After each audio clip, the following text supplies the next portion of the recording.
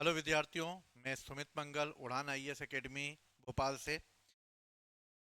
आज हम जो मुद्दा लेकर आए हैं वो मुद्दा है बेसिकली जंगल सत्याग्रह का।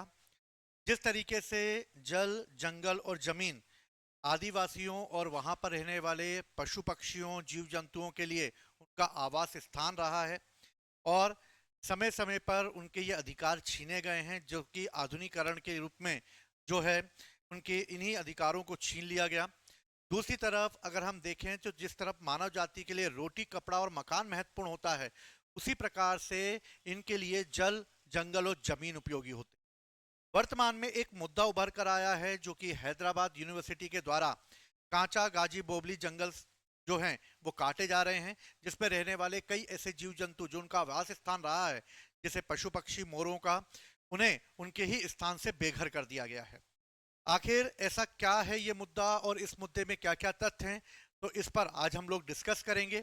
जैसे अगर बात की जाए कि इस समय ये मुद्दा क्या है, तो इस मुद्दे की अगर बात करें तो पहले वो जंगल क्या है। इस जंगल का नाम है कांचा गाजी बोवली जंगल। कांचा गाजी बोवली जंगल जो है वो बेसिकली 1974 में हैदराबाद यूनिवर्सिटी की जब स्थापना हुई, तब वहां पर 2300 एकड़ जमीन जो है इस यूनिवर्सिटी के निर्माण के लिए दी गई। दूसरी इंपॉर्टेंट चीज, इसी 2300 एकड़ जमीन में जो 400 एकड़ जमीन थी, उसी 400 एकड़ जमीन में ये जंगल बसा हुआ था जिसका नाम है कांचा गाजी बोबली जंगल। दूसरी महत्वपूर्ण बात, इसमें अभी जो एक कानूनी विवाद खड़ा हो गया है, जो यूनिवर्सिटी के द्वारा स्थापित जंगल को जो है, यानी कि जो जंगल है काटा जा रहा है। कानूनी तौर पे देखा जाए तो राज्य सरकार जो है ये मानती है कि ये पूरी जमीन की मालिक वो है, लेकिन तेलंगाना सरकार ने इन 2300 एकड़ जमीन के कई हिस्सों पर जो है धीरे धीरे आधुनिकीकरण करना चालू किया। 2300 एकड़ जमीन पर इस समय जो है वो बस डिपो बनाए गए, टेलीफोन एक्सचेंज स्थापित किए गए, आईआईटी कैंपस स्थापित किए गए और इसी गाजी बोबली स्पोर्ट स्टेडियम का भी निर्माण यहाँ पर किया गया। शूटिंग रेंज आदि ऐसे कई जो हैं यहाँ पर चीजें बनाई गई हैं। लेकिन इन 400 एकड़ जमीन जो तात्कालिक संयुक्त आंध्र प्रदेश सरकार के तहत 2003 में एक निजी खेल प्रबंधन फर्म को दे दी गई थी इसके डेवलपमेंट के लिए, लेकिन बाद में 2006 में इसे गैर उपयोगी कारण के कारण वापस ले लिया गया। दूसरी इंपॉर्टेंट चीज इसमें जो उभर कर आ रही है वो ये उभर कर आ रही है कि आखिर ये जो 400 एकड़ जमीन है, इस 400 एकड़ जमीन में जो सीमांकन किया जाना था, ये सीमांकन अभी तक नहीं किया गया है, यानी इसकी बाउंड्री वॉल अभी तक बनाई नहीं गई है। दूसरी, ना ही इसे अभी जंगल के रूप में अधिसूचित किया गया है, यानी कि अभी जो ये जंगल है कांचा गाजी बोबली जंगल, अभी ये अधिसूचित नहीं हुआ है, इसलिए इसे अभी राष्ट्रीय उद्यान या फिर अभयारण्य या सेंचुरी के अंतर्गत ये घोषित नहीं है। इसलिए तेलंगाना के हैदराबाद में इस 400 एकड़ जमीन में फैला हुआ ये जंगल काट कर तेलंगाना सरकार यहां पर एक आईटी पार्क बनाना चाहती है। आईटी पार्क बनाने के लिए जंगलों को काटा जाएगा और जंगलों को काटकर जो है वहां पर एक आईटी पार्क का निर्माण होगा। अगर देखा जाए तो हैदराबाद के बीचों बीच बसा हुआ ये जंगल, इसे हैदराबाद का फेफड़ा यानी कि लंग्स ऑफ हैदराबाद कहा जाता है, यानी कि ये एक ऑक्सीजन लेवल का काम करता है। अगर मैं विश्व में बात करूं तो इसी तरीके के विप्स का, अगर वर्ल्ड में लंग्स की बात करूं तो अमेजन का जो फॉरेस्ट एरिया है वो पूरे वर्ल्ड का लंग्स यानी कि फेफड़ा है, जहां से 20% ऑक्सीजन जो है जनरेट होती है वहां के पेड़ पौधों से। लेकिन अगर मैं हैदराबाद की बात करता हूं तो हैदराबाद में भी ये कांचा गाजी बोबली जंगल जो है वो हैदराबाद का एक, देखा जाए तो ऑक्सीजन पॉइंट है। 2024 यानी 19 जून 2024 को टीजीआईआईसी यानी तेलंगाना इंडस्ट्रियल इंफ्रास्ट्रक्चर कारपोरेशन ने इस जमीन के इस्तेमाल का प्रस्ताव रखा था और इसके तहत इसका जो है प्रयोग किया जाना था। आने वाले समय में अगर देखा जाए तो जून 2024 यानी 24 जून 2024 को जमीन को आईटी पार्क बनाने की इस समय सहमति दे दी गई और जुलाई 2024 में इस पर औपचारिक रूप से इसे ट्रांसफर कर दिया गया और मंजूरी के तहत आईटी पार्क अब इस पर निर्माणाधीन होगा। लेकिन जैसे ही 30 मार्च 2025 को अचानक जंगल की कटाई आधी रात को चालू हुई और तभी से यह आंदोलन चालू हो गया। हैदराबाद यूनिवर्सिटी में पढ़ने वाले विद्यार्थियों ने इसका विरोध किया, जहां पर पुलिस ने इन पर लाठीचार्ज किया और कई विद्यार्थियों को हिरासत में ले लिया गया। लेकिन बाद में जितने भी पर्यावरणविद थे वो सब के सब मैदान में उतर आए और फिर उन्होंने छात्रों के द्वारा किए जा रहे इस विरोध का जो है समर्थन करना चालू कर दिया।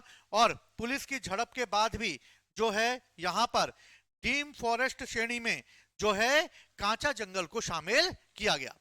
दूसरी महत्वपूर्ण बात जो देखने को मिली वो ये कि डीम फॉरेस्ट के तहत इस कांचा जंगल को शामिल कर लिया गया, यानी कि अब यहां पर कटाई रोकनी होगी और इसके लिए सुप्रीम कोर्ट में पहुंच गए पर्यावरणविद।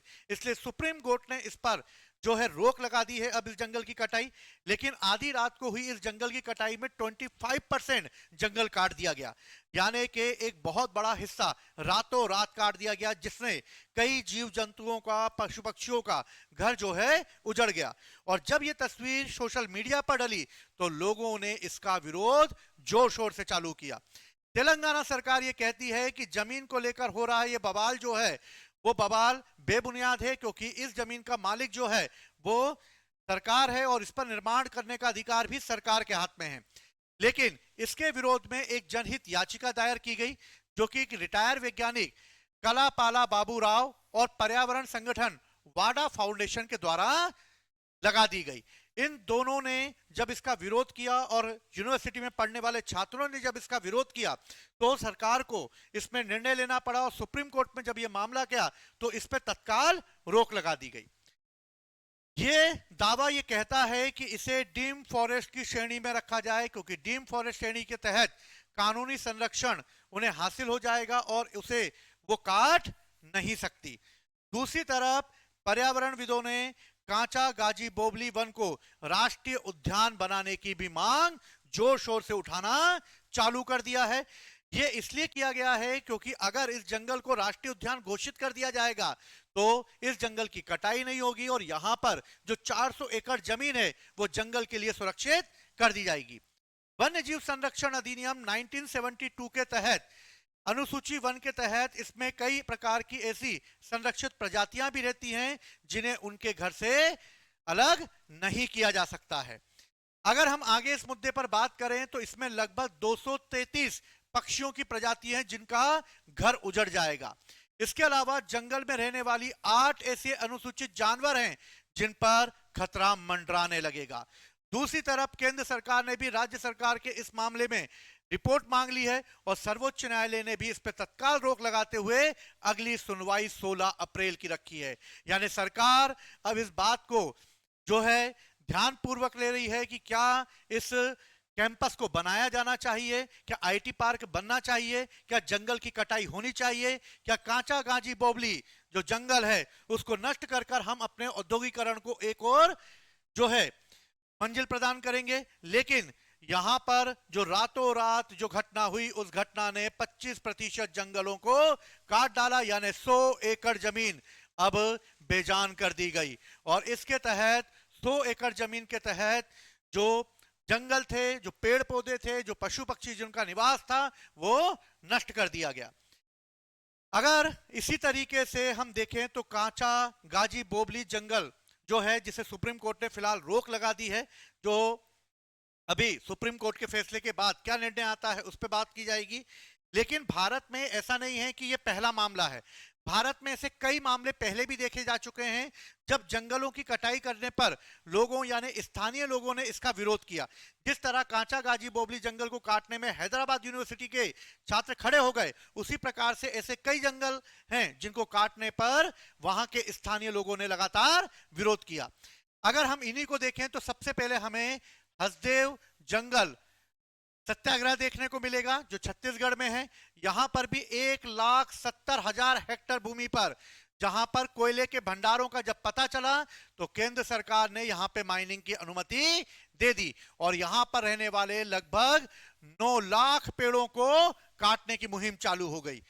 यहां पर इन 9 लाख पेड़ों को काटकर जो 5 कोयला खदानें बनाई गई इन्हें आवंटित कर दिया गया और यहां के रिसोर्सेस को यूज किया गया।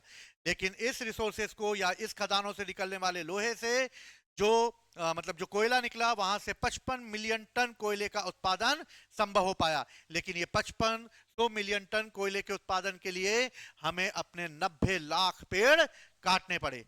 World wild life institute of India ने 2021 में एक रिपोर्ट जारी की जिसने बताया कि हसदेव जंगल जो है वहां पर कई ऐसे जो हैं जातियां रहती हैं जिनमें लोहार, ओराव और गोंड जनजातियों का निवास स्थान है, जो हजारों समय से वहां रहते आ रहे हैं। इसके अलावा वहां दुर्लभ वनस्पतियां, तितलियां, पक्षी हुई रहते हैं। और इस तरह यहाँ एक नदी बहती है जिसको हसदेव नदी के रूप में जाना जाता है। इसी नदी को कैंचमेंट एरिया के रूप में जाना जाता है और इसी को कहा जाता है हसदेव जंगल एरिया। इस जंगल को मध्य भारत का फेफड़ा भी कहते हैं, हसदेव जंगल को, जो कि एक प्रॉपर जो है एक जंगल एरिया है। इसी प्रकार का एक और मुद्दा हमारे सामने उभर कर आया था, जो दूसरा जंगल सत्याग्रह देखते हैं, वो है अरे गार्डन आंदोलन, जो कि मुंबई में हुआ। मुंबई में मेट्रो का विस्तार किया जाना था और मुंबई में मेट्रो का विस्तार करते हुए बीएमसी ने 2200 से अधिक पेड़ों को काटने की अनुमति दे दी गई जिससे मेट्रो लाइन बिछाई जा सके। जब 2017 को मुंबई हाई कोर्ट में इसके विरुद्ध याचिका दायर की गई तो मुंबई हाई कोर्ट ने इस याचिका को खारिज कर दिया और बाद में चलकर उद्धव ठाकरे सरकार ने इस प्रोजेक्ट पर रोक लगा दी। ऐसे ही कई मुद्दे समय समय पर उभर कर आए हैं जिसमें सबसे महत्वपूर्ण मुद्दा था चिपको आंदोलन। चिपको आंदोलन भी इसी प्रकार का एक जंगल सत्याग्रह था जो कि 1934 में सुंदर लाल बहुगुणा, गोरा देवी, जिसको चिपको वुमन के नाम से जाना जाता है, सुदेशा देवी, इन्होंने इस आंदोलन को आगे बढ़ाया। इसकी शुरुआत उत्तराखंड के टिहरी गढ़वाल और चमोली जिले में की गई। आंदोलन की प्रमुख मांग यह थी कि जंगल के पेड़ों और वहां के संसाधनों का प्रयोग स्थानीय लोगों के हक में किया जाए। इन लोगों ने पेड़ को कटने से रोकने के लिए पेड़ से गले लगाने लगे और जब इस पेड़ को काटने लोग आए तो इन्होंने पवित्र धागे बांधकर इन पेड़ों को अपने गले से लगा लिया, जिसकी वजह से इसे चिपको आंदोलन कहा गया। इस आंदोलन के कारण ही 1981 में 30 डिग्री ढलान के ऊपर और 1000 AMSL के ऊपर किसी भी पेड़ों का व्यावसायिक उपयोग के लिए कटान पर रोक लगा दी गई, यानी कि अब इनका कटान नहीं हो सकता था अगर वो 30 डिग्री ढलान के ऊपर हो। दूसरा मुद्दा अगर हम देखें तो एक और मुद्दा है बिश्नोई आंदोलन, जो 1713 में किया गया। बिश्नोई आंदोलन की अगर बात की जाए तो बिश्नोई आंदोलन जो है वो भी पर्यावरण संरक्षण के लिए किया गया भारत का पहला संगठित आंदोलन था। इस बिश्नोई संप्रदाय के जो संस्थापक माने जाते हैं वो जंभो जी को माना जाता है, जिनका टाइम पीरियड 1451 से लेके 1536 के बीच रहा। इस आंदोलन की शुरुआत जब जोधपुर के महाराजा हवे सिंह ने एक विशाल महल बनवाने के लिए इन जंगलों की कटाई करना चालू की और नए महल को बनाने के लिए पेड़ों को काटने की सूचना जारी कर दी गई, तभी इन महल को बनाने के लिए चूना भट्टियों को लगाया गया था और इन भट्टियों में ईंधन के रूप में लकड़ियों की आवश्यकता थी, जिसके तहत इन जंगलों को काटा जाना था। महाराजा अभय सिंह ने अपने एक मंत्री गिरिधर भंडारी को पेड़ काटने के लिए आदेश दे दिए और जब गिरिधर भंडारी ने पेड़ काटने के लिए जो है इन जंगलों को नष्ट करने के लिए अपनी सेना राजा के द्वारा भेजी गई, तब इस समय बिश्नोई आंदोलन चालू हो गया और जो 12 सितंबर 1730 को चालू हुआ। राजस्थान के जोधपुर जिले के खेजड़ली गांव में इसकी शुरुआत हो गई, इसलिए इस घटना को खेजड़ी नरसंहार के रूप में भी जाना जाता है, क्योंकि बिश्नोई समाज ने इस वनों को काटने के लिए जो है आंदोलन चला दिया और इस आंदोलन में लगभग 363 बिश्नोई लोग शहीद हो गए और इतना बड़ा बलिदान दे दिया बिश्नोई समाज ने, इसलिए उनके लिए यह जंगल किसी पवित्र स्थान से कम नहीं थे। इसलिए राजा ने अपने फैसले पर पछतावा करते हुए उन्होंने अपने सैनिकों को वापस बुला लिया गया। 12 सितंबर 1978 को इसी गांव में होने की वजह से इसे खेजड़ली दिवस के रूप में मनाया गया। आंदोलन के नेतृत्वकर्ता के रूप में अमृता देवी ने इसका नेतृत्व किया और बिश्नोई समुदाय के लोग शहीद गुरु महाराज जांबाजी की शिक्षाओं से प्रभावित थे और इस तरह गुरु जंभेश्वर ने अपने अनुयायियों को 29 नियम दिए, जिसके कारण इस समुदाय का नाम बिश्नोई समुदाय पड़ा। इसी तरीके से एक और आंदोलन साइलेंट वैली में हुआ 1973 में, जो केरल के एक पलक्कड़म जिले में किया गया। साइलेंट वैली में भी सदाबहार के वनों के काटने की मुहिम चलाई गई, जिसका उद्देश्य वहां पर जल विद्युत परियोजना से बाढ़ को बचाना था। इस तरह आंदोलन की शुरुआत हो गई और चंडी प्रसाद भट्ट ने इसका नेतृत्व किया, जो एक गांधीवादी सामाजिक कार्यकर्ता थे।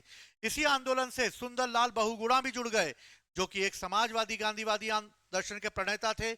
गोरा देवी भी इसमें शामिल हो गई, जो कि एक ग्रामीण महिला थी, और इन सब ने जब इसका विरोध किया तो 1983 में इस योजना को भी छोड़ दिया गया।